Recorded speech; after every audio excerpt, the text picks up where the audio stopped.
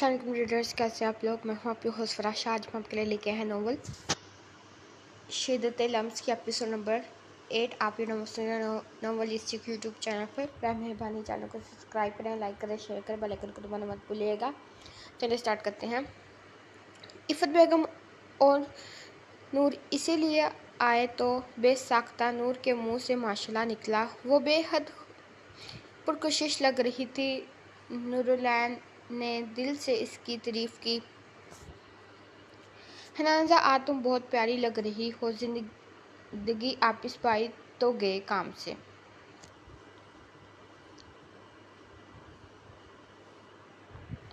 इसकी दोस्तें शरारत से बोली। हनाजा इनकी बात पर छिनप सी गई, पर इसे कुछ देर पहले वाला वाक़या पूरी जाज़बियत से याद आया। आबिस का सद अंदाज हनाजा को अंदर ही अंदर परेशान कर गया था।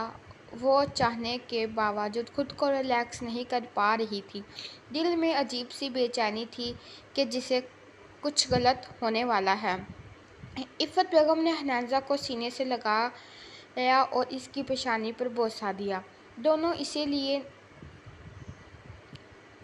दोनों इसे साथ लेती नीचे की जानिब चली, जहाँ सब मेहमान इंतज़ार कर रहे थे। हनाजा सहज सहज कर सीढ़ियों पर कदम रखती किसी शहज़ादी की सी शान से चलती नीचे आई। इफ़त बेगम ने नूर को इसे स्टेज पर बैठाने का कहा और नूर इसकी मैक्सी संभालते इसे स्टेज पर बैठाने लगी। जब दोनों के कानों में वहाँ खड़े लोगों की सरगोशियाँ गूंजने लगी। ओह माशाल्लाह, दुल्हन कितनी खूबसूरत है, पर दूल्हा कहाँ है? वो नज़र नहीं आ रहा। सबकी ज़बानों पर यही जुमले थे। नूरुलैन हनाजा के पास बैठी इसे रिलैक्स करने लगी। वो इफ़त बेगम के अर्जेंट बुलाने पर यहाँ आई थी। नेवी ब्लू और ग्रे कॉम्बिनेशन के फ्रॉक में खूबसूरती से हिजाब किए नूर बहुत खूबसूरत लग रही थी। मेकअप के नाम पर सिर्फ पिंक लिपस्टिक लगाई गई थी। इसके चेहरे पर छाया वकार इसे सबसे मुनफरिद बना रहा था। हनाजा को आए 2 घंटे होने को आए थे, पर आबिस का कोई अता पता नहीं था। मिकाल साहब अपना सर थामे बैठे थे। आशिर आबिस को हर जगह तलाश कर चुका था, पर वो होता तो मिलता। सब यही सोच रहे थे कि आखिर आबिस जा कहाँ सकता है। मेहमान की उल्टी सीधी बातें हनाजा की मासूमियत पर कोड़े बरसा रही थी। इसे पता ना चला कब इसकी आंखें भीगने लगी। दिल को जैसे किसी ने मुट्ठी में दबोच लिया। हनाजा अपनी मैक्सी संभालते चलती हुई अपने बाबा के पास आई और इसका चेहरा हाथों में थामा। बाबा, आप टेंशन ना लो, आप भी मुझे तंग कर रहे हैं। देखा, वो अभी आकर सबको सरप्राइज देंगे। बाबा डोंट वरी। हनाजा मुस्कुराते हुए इनको दिलासा देती इनका दिल दहला गई। मिकाल साहब के दिल में शिद्दत दर्द उठा। बेटी की हालत देखकर कैसे इस मासूम को समझाए कि जिस शख्स को मसीहा समझ बैठी है वो इसे नीलाम करके जा चुका है। बड़ी महफिल में आहिस्ता आहिस्ता सारे मेहमान जाने लगे। नूरुलैन हनाजा को ज़बरदस्ती उठाकर कमरे में ले आई थी। हनाजा बिना एक लफ्ज़ के सीधा अलमारी की जानिब बढ़ी और आबिस की तस्वीर निकालकर सीने से लगाए बेड पर लेट गई। नूरुलैन इसकी हालत देखे अपनी सिसकियाँ दबाने लगी। मोहब्बत को बड़े बाजार में रसवा किया तूने, ए सौदागर मेरे दिल के, ये क्या सौदा किया तूने। अब इस वहाँ से निकल तो आया था, मगर दिल में एक दर्द साहित कत्ता महसूस हो रहा था, जैसे कोई कीमती शय हाथ से फिसलती चली गई हो। अब इसने अपने जहन में आते ख्यालात को झटका और अपनी मंजिल की तरफ गामजन हुआ, जहाँ इसे हर हाल में जाना ज़रूरी था। आबिस अभी एयरपोर्ट पर ही था। इसका दिल ने हद से मुस्तरिब सा इसे किसी अपने की तकलीफ होने का एहसास दिला रहा था। वो बेचैनी से अपने हाथ में थामा मोबाइल देख रहा था कि कॉल करे या ना करे। हनाजा की अपने लिए मोहब्बत से वो बाखूबी वाकिफ़ था, पर इसे छोड़ने का फ़ैसला तो वो बहुत पहले कर चुका था। इसकी ज़िंदगी میں کانٹے بچھانے کے لیے شاید وہ اپنے پاؤں بھی زخمی کر چکا تھا، پر رمیش کی ملامت پر کان دھرتے بغیر وہ آگے بڑھتا چلا گیا۔ اناؤنسمنٹ ہوئی تو عابس اپنے سیٹ پر بیٹھا سختی سے آنکھیں میچ گیا۔ بند آنکھوں کے سامنے جو چہرہ لہرایا، اسے دیکھ کے عابس سلطان کا وجود ہل کے رہ گیا۔ حنازہ کا نازک سراپا بھیگی غزالی آنکھیں اس کے ذہن پر نقش ہو کر رہ گئی تھیں۔ وہ چاہ کر بھی حنازہ کی یادوں سے پیچھا نہیں چھڑوا پا رہا تھا۔ ابھی تو صرف 2 گھنٹے گزرے تھے، نہ جانے آگے کیا ہونے والا تھا۔ حنازہ کے پاس نور بیٹھی تھی۔ جب حنازہ چونک کر عابس کا نام لیتی اٹھ بیٹھی، نور پریشانی سے اسے سنبھالنے لگی جو اس کے بازوؤں سے نکلتی باہر جا رہی تھی۔ آبی کہاں ہیں آپ؟ دیکھیں، ہنی کو بالکل اچھا نہیں لگ رہا۔ آبی پلیز آ جائیں۔ ہنی نے لپسٹک بھی لگائی ہے، ریڈ ڈریس بھی پہنا ہے، آپ کو تو اچھا لگتا ہے نا؟ پلیز ابھی آ جائیں، میں آپ کی ہر بات مانوں گی۔ آبی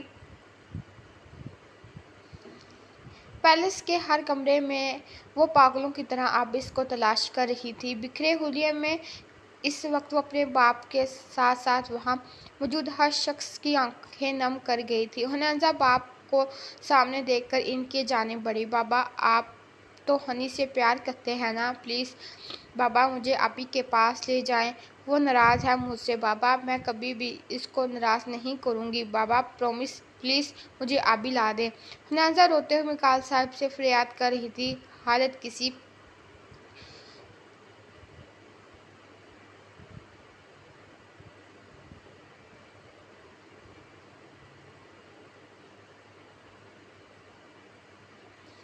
کسی سوالی کی طرح تھی جو سب کچھ لٹ جانے پر تہی دامن ہی رہ گئی تھی۔ مکال صاحب بیٹی کا درد برداشت کرتے اپنے سینے میں بچھ گئے۔ عفت بیگم تو خود سے نظریں نہیں ملا پا رہی تھی۔ جو عابس حنازہ کے ساتھ کر چکا تھا، اس کے بعد ان کا کوئی لفظ تسلی اس بچی کے دکھ کو کم نہیں کر سکتا تھا۔ سب اپنی اپنی جگہ شرمندہ سے تھے۔ مکال صاحب اسے سینے سے لگائے کھڑے تھے۔ اچانک ہی حنازہ بے جان سی ہوئی ان کی بازوؤں میں جھول گئی۔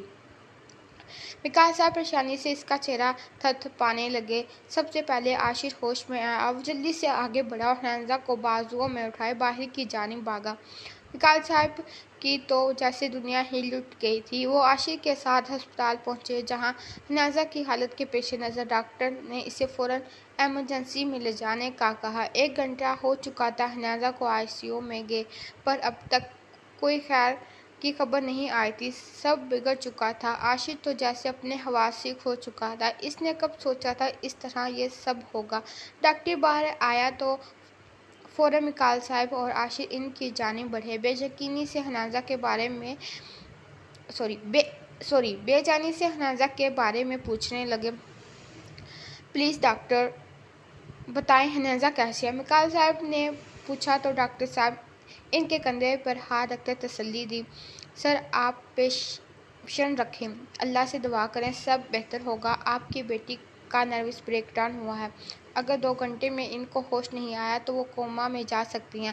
ڈاکٹر کی بات پر مکال صاحب ساکت سے اسے دیکھنے لگے۔ عاشر کا چہرہ تاریک تھا، اس کی ننھی سی شہزادی اس قدر اذیت میں تھی۔ مکال صاحب ڈہ سے گئے تھے۔ عاشر نے ہمت کر کے انہیں سنبھالا، جن کا کل سرمایہ ان کی بیٹی تھی۔ حنازہ کی تڑپ ان سب کی برداشت سے باہر تھی۔ عاشر گھر کال کر کے سب کو بتایا حنازہ کی حالت کا۔ عفت بیگم پر تو جیسے سکتہ طاری ہو چکا تھا۔ عابس اس وقت لندن میں موجود تھا، اس کا دوست اسے لینے آ چکا تھا۔ عابس اور آہل دونوں نے مضاحکہ کیا۔ یار عابس، تو بڑا ہینڈسم ہو گیا ہے، کیا کہیں چکر وکر تو نہیں نا؟ نہ چہرے پر یہ جو نور ہے، کہیں بھابھی کی محبت کا اثر تو نہیں؟ نہ یہ حسین چہرہ؟ بس کر اپنی فضول باتوں، زچ مت کر، مجھے اپنا کام سٹارٹ کرنا ہے، جلدی چل۔ عابس اپنا چہرہ ماسک میں چھپائے لندن ایئرپورٹ سے نکلا اور سامنے ہی آہل کی گاڑی تھی۔ دونوں گاڑی میں بیٹھے اور فلیٹ کی جانب روانہ ہو گئے۔ لندن کی خوبصورت سڑکوں پر گاڑی تیز رفتاری سے اپنی منزل کی جانب گامزن تھی۔ عابس آنکھیں موندے اپنے دل کے مچلنے پر اگنور کر رہا تھا جو سینے کی دیواروں میں سر پٹک پٹک کر کسی دشمن جان کی یاد میں جل رہا تھا۔ زندگی نے آج رکھ کر عابس سلطان کے منہ پر تھپیڑے مارے تھے۔ جس بات کا دل بار نااقرار کر رہا تھا، دماغ اسی بات سے نفی کر رہا تھا۔ اس نے کبھی خواب میں بھی نہیں سوچا تھا کہ حنان مکال اس کی جان کا عذاب بن کے رہ جائے گی۔ وہ تو اس کی زندگی مشکل کرنا چاہتا تھا پر خود مکمل حنان مکال میں گم ہو کر رہ گیا تھا۔ 4 سال بعد نور بے حد مضطرب سی جانماز پر بیٹھی رو رو کر حنان کی سلامتی کی دعائیں مانگ رہی تھی۔ اتنی سی عمر میں اس نے جو کچھ برداشت کیا تھا اس کا کوئی بھی خسارہ پورا نہیں کر سکتا تھا۔ عابس کی محبت میں حنان اپنا وجود بھول چکی تھی۔ وہ مکمل طور پر عابس سلطان کے رنگ میں رنگ چکی تھی جس سے نکلنے اسے معصوم کے بس میں باہر تھا۔ نور نے رو رو کر اللہ پاک سے حنان کی زندگی کے لیے فریاد کی۔ اللہ نے بھی شاید اس کے دل سے نکلتی سچی پکار کو سن لیا۔ عفت بیگم نے نور کو اشر کے فون کا بتایا۔ نور بیٹا، اشر کی کال آئی تھی، ہنی اب ٹھیک ہے، چندہ آپ بھی ریسٹ کریں۔ ان کی بات سن کر نور نے رب کا شکر ادا کیا اور جس نے اس کی دعاؤں کو ضائع ہونے نہیں دیا تھا۔ جی آنٹی آپ چلیں، بس میں شکرانے کے نفل ادا کر کے آتی ہوں، نور نے ان سے کہہ کر نیت باندھی۔ عفت بیگم پرسکون سی سانس خارج کر کے باہر کی جانب بڑھ گئی۔ اللہ نے بڑا کرم کیا تھا ان کی بچی پر، ورنہ آج نہ جانے کیا انہونی ہو جاتی۔ عابس کا اٹھایا گیا ہر قدم سلطان پیلس کی در دیوار ہلا گیا تھا۔ عابس اس وقت کھڑکی میں کھڑا کافی مگ ہاتھ میں تھامے کسی گہری سوچ میں ڈوبا ہوا تھا۔ آہل نے اس کے کندھے پر ہاتھ رکھا تو وہ ہوش میں آیا تو اسے اپنی سرخ آنکھوں سے دیکھنے لگا۔ آہل کو وہ کچھ عجیب سا لگا، بے حد بے سکون۔ آہل اس کا بچپن کا دوست تھا، دونوں نے ساتھ ہی پڑھائی کی تھی اور اب بھی کسی خاص کام سے یہاں آیا تھا۔ یار عابس کوئی پریشانی تو ہے تو بتا، تیری بے سکونی کچھ ہضم نہیں ہو رہی۔ آہل کی بات پر عابس نے مضطرب انداز میں اپنی پریشانی مسلی۔ دل کا درد جب حد سے سوا ہو تو آہل کے سینے سے لگا اسے اپنے دل کی ساری بات بتا گیا، جو کچھ بھی وہ حنان کے ساتھ کرتا آیا تھا، سب کچھ۔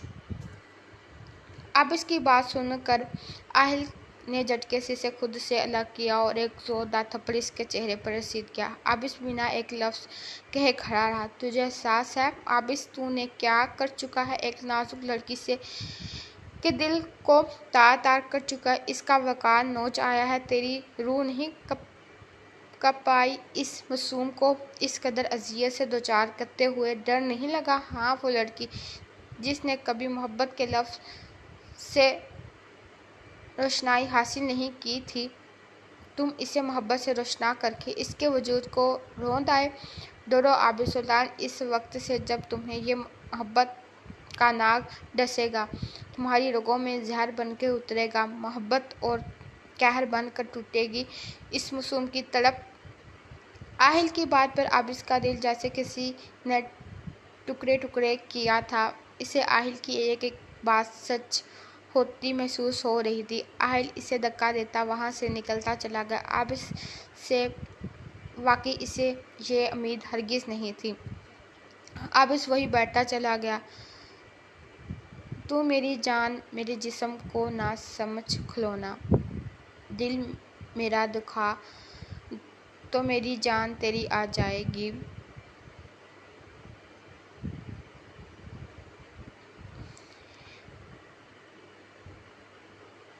میں جو روٹھی تو تجھے خبر تک نہ ہوگی۔ نیازا کو ہوش آ چکا تھا، مگر سب سے ملنے کے بعد بھی وہ بالکل خاموش تھی، جیسے وہ اس دنیا میں ہی نہ۔ اس نے کسی سے بات نہیں کی تھی۔ اب اس کے بارے میں کوئی بات کرنے کی کوشش بھی کرتا تو نیازا نیند کا بہانہ کرتے۔ اب اس کی تصویر کو اپنے سینے سے لگائے گھنٹوں بیٹھی رہتی۔ مکال صاحب تو ہار گئے تھے۔ اس کے سامنے ان کی لاڈلی کا جو بھی حال تھا، ان کی ایک ہی دعا تھی، خدا کسی دشمن کو بھی یہ دکھ نہ دے۔ نیازا کی خاموشی دن بدن بڑھتی جا رہی تھی۔ عاشور اور نور کئی بار اس سے بات کرنے کی کوشش کر چکے تھے، پر کچھ حاصل نہیں ہو پا رہا تھا۔ الٹا نیازا کی صحت بری طرح متاثر ہو رہی تھی۔ خوبصورت چہرہ ہر وقت کملایا سا رہتا، آنکھوں کے نیچے سیاہ حلقے اس کے حال گواہ تھے کہ اس نے کس اذیت میں وقت گزارا ہے۔ اب اس کی بے چینی حد سے سوا تھی۔ 2 دن سے بخار تھا۔ آہل اگلی صبح ملنے آیا تو اسے کمفرٹ میں گھسا دیکھ کر اس کو پریشانی لاحق ہوئی اور وہ فوراً اس کی جانب لپکا۔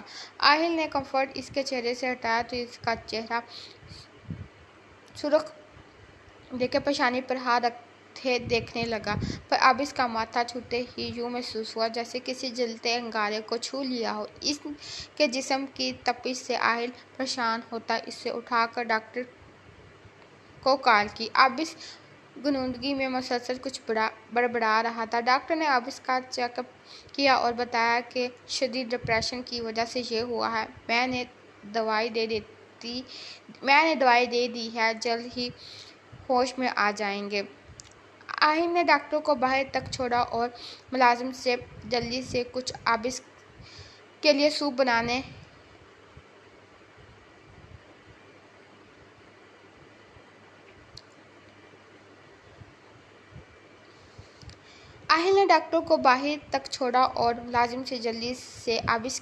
بنوایا۔ جو کچھ بھی تھا وہ اپنے جگری یار کو اس طرح نہیں چھوڑ سکتا تھا۔ جانتا تھا جس عذاب سے وہ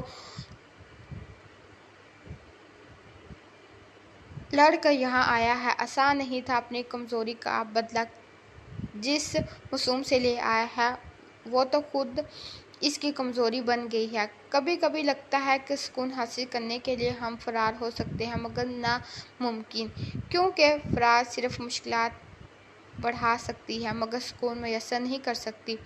ہمیشہ کی طرح آج بھی وہ خود سے بیزار کھڑکی کے پاس بیٹھی پرندوں کو دیکھ رہی تھی۔ اسے انسیت سی ہو گئی تھی۔ نیازا نے مکمل خاموشی اختیار کی تھی۔ وہ سنبھل گئی تھی۔ جس چہرے پر ہمہ وقت مسکراہٹ چھائی رہتی تھی، اب اس پر ایک سرد پن سے تاثرات کا ٹھہراؤ تھا، جس سے وہ اپنے قریب موجود ہر رشتے سے بے نیاز ہو گئی تھی۔ اس نے اپنے آپ کو اس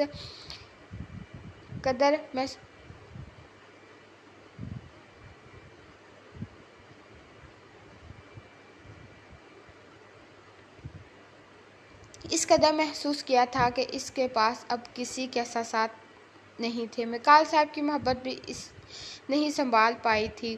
نیازا نے ان دنوں میں نور کے سوا کسی سے بات نہیں کی تھی۔ آج بھی وہ پرندوں کی چہچہاہٹ سے لطف اندوز ہو رہی تھی جب نور کی آواز سنائی دی، "کیا یار، جب دیکھو تم کھڑکی سے چپک کر کھڑی رہتی ہو، باہر نکلو، انجوائے کرو۔" نور کی بات سن کر نیازا کے لب ہلکی سی مسکراہٹ میں ڈلے، پر اس مسکراہٹ میں کتنی اذیت تھی، وہ نور بخوبی محسوس کر چکی تھی۔ "میں ٹھیک ہوں، مجھے یہاں سکون ملتا ہے۔ نور یہ بہت اچھے ہیں، میری ساری باتیں سنتے ہیں اور چھوڑ کر بھی نہیں جاتے۔ جانتی ہو، میں روز ان کا انتظار کرتی ہوں، یہ کہیں بھی ہوں، انہیں میری یاد ستاتی ہے اور یہ میرے پاس آ جاتے ہیں۔" نیازا کی بات آج بہت الگ تھی۔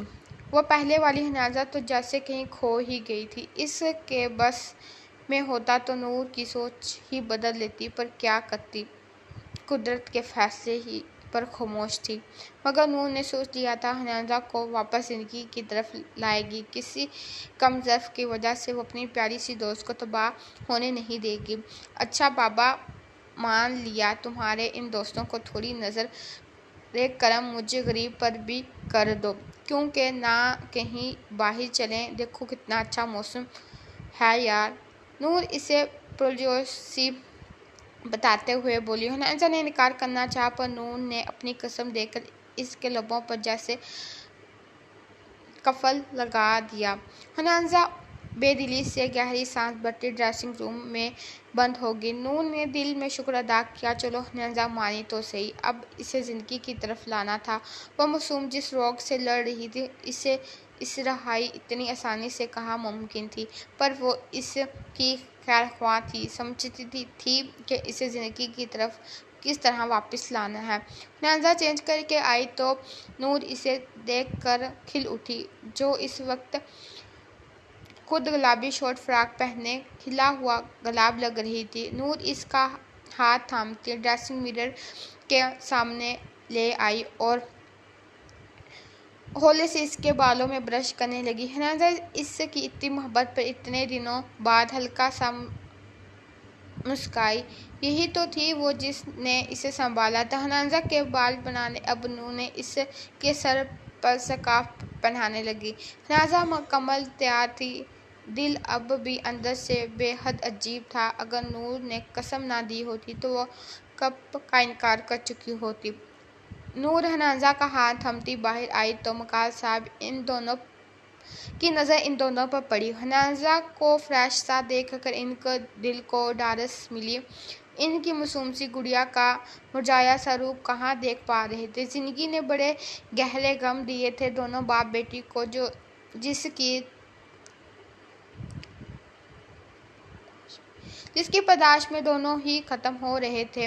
نور نے مکال صاحب کو سلام کیا، انہوں نے باری باری دونوں کی پیشانی پر بوسہ دیا۔ میری بیٹیاں، تم بہت پیاری لگ رہی ہو، کہاں جانے کی تیاری ہے؟ مکال صاحب ان سے شرارتاً پوچھنے لگے۔ بس بابا یہ نور ابھی حنازہ کچھ بولتی جب نور اس کی بات بیچ میں اچک چکی۔ انکل یہ بوڑھی ہو گئی ہے کیا جو ہر وقت گھر میں رہے؟ ہم آج آؤٹنگ پر جا رہے ہیں، بس اب آپ نہ شروع ہو جائیے گا۔ حنازہ اس کی بات پر سر نفی میں ہلانے لگی کہ اس کا کچھ نہیں ہو سکتا۔ مکال صاحب نے بھی سیکریفائس کیا اور دونوں کے ساتھ ڈرائیور اور گارڈ کو لے جانے کا سختی سے کہا، جس پر نور بخوشی سر ہلا گئی۔ نور نے حنازہ کے لیے دروازہ کھولا اور خود دوسری سائیڈ پر بیٹھ گئی۔ پورے راستے حنازہ ان کی باتوں سے تنگ سی آ گئی تھی۔ نور جان بوجھ کر اس کا موڈ بحال کرنے کی خاطر آؤٹ پٹانگ باتیں کرتی اسے بھی مسکرانے پر مجبور کر رہی تھی۔ حنازہ مکال کے زخم شاید کبھی نہ بھرتے اگر اتنے چاہنے والے ساتھ نہ ہوتے۔ زندگی کے ہر موڑ پر سچے رشتوں کی ضرورت ہمیشہ رہتی ہے۔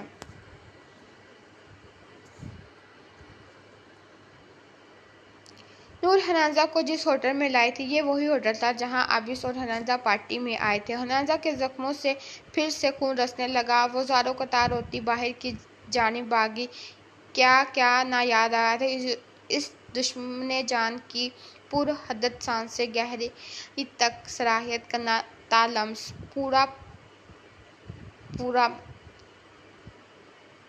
پر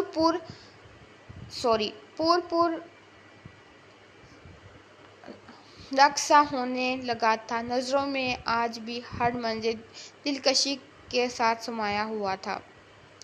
حنازہ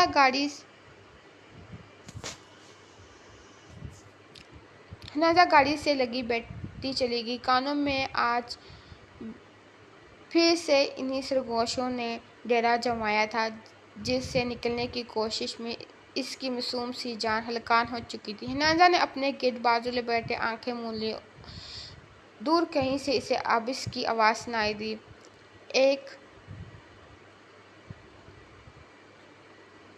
ایک مصور کر دینے والی کیفیت کے زیر اثر وہ مسکرا رہی تھی اور عابس کی تھی اس کی روح تک سرایت حاصل کرنے والا وہ شخص اس طرح اپنے حصار میں مکین کر گیا تھا کہ حنازہ چاہ کر بھی خود کو اس احساس سے آزاد نہیں کروا پا رہی تھی۔ پارٹی کی رات، عابس مجھے ڈر لگتا ہے۔ ہنازہ عابس کے سینے پر سر رکھے اپنے دل کی بات بتانے لگی۔ ہنی، کس بات کا ڈر ہے میرے ہوتے ہوئے میری جان؟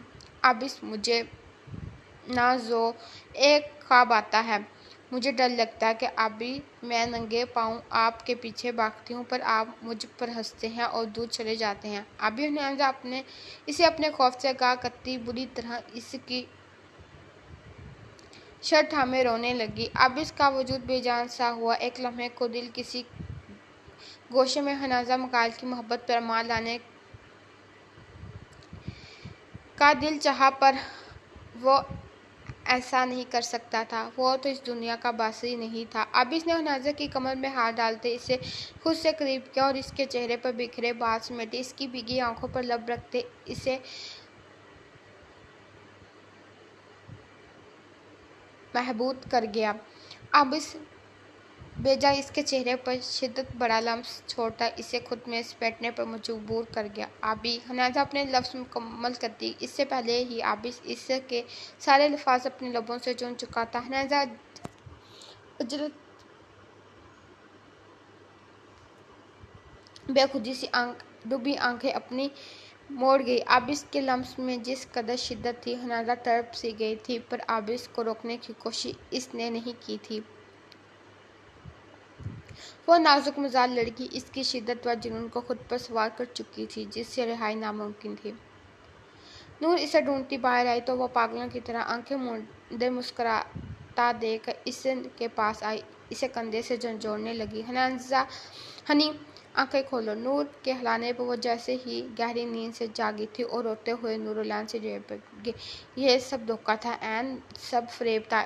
میں نے تو سب سونپ دیا تھا۔ میں نے بہت محبت کی تھی عین، میں نہیں رہ پا رہی تھی عین، اس کی یادیں، اس کا لمس مجھے پاگل کر دے گا۔ مجھے اس کی خوشبو اپنے اندر میں تک محسوس ہوتی ہے۔ اس کا لمس میرے وجود پر کسی ناگن کی طرح مجھے ڈس رہا ہے۔ میں مر جاؤں گی اینی، مجھے بچا لو۔ میں دور جانا چاہتی ہوں یہاں سے، جہاں کوئی نہ ہو، جہاں پیچھے نہ کوئی، جہاں مجھے سکون مل جائے، میرا دم گھٹتا جائے گا اینی۔ نورالعین اسے سختی خود میں بھیجے اس کی پشت سلانے لگی۔ وہ چاہتی تھی کہ آج ہنازہ کا سارا غبار نکال دے، اسی لیے اسے یہاں لائی تھی، پر یہ کیا معلوم تھا کہ وہ جس عشق کی تسبیح کر رہی ہے اسے ملاقات کی نہیں، تاثیر کی ضرورت ہے، مساحی کی ضرورت ہے۔ ہنازہ جب سے ہوش میں آئی تھی خاموش تھی۔ نورالعین اسے سمجھا کر جا چکی تھی۔ ہنازہ دروازے پر کھڑے مکائل صاحب نے ناک کرتے پیار سے کہا۔ ہنازہ جو بیٹھ کر ان سے ٹیک لگائے آنکھیں بند کیے بیٹھی تھی، ان کی آواز پر چونکی اور دروازے کی طرف دیکھا، اپنے بابا کو کھڑا پایا۔ آپ ایسے کیوں کھڑے ہیں بابا، اندر آ جائیں۔ وہ اپنی ٹانگیں سمیٹتے نرم لہجے میں بولی۔ مکائل صاحب اندر آتے اور اس کے پاس بیٹھ گئے۔ ان کی نظر ہنازہ کے چہرے پر ٹک سی گئی تھی۔ وہ مرجھایا ہوا تھا جیسے کسی پھول کو اس کے اصل سے جدا کر دیا گیا ہو تو وہ اپنے اصل رنگ کھو دیتا ہے، اسی طرح ان کی بیٹی بھی مسکرانا بھول گئی تھی۔ چلیے ریڈرز، یہ ایپیسوڈ ادھر ختم کرتے ہیں، انشاءاللہ نیکسٹ ایپیسوڈ ملیں گے۔ اوکے، اللہ حافظ۔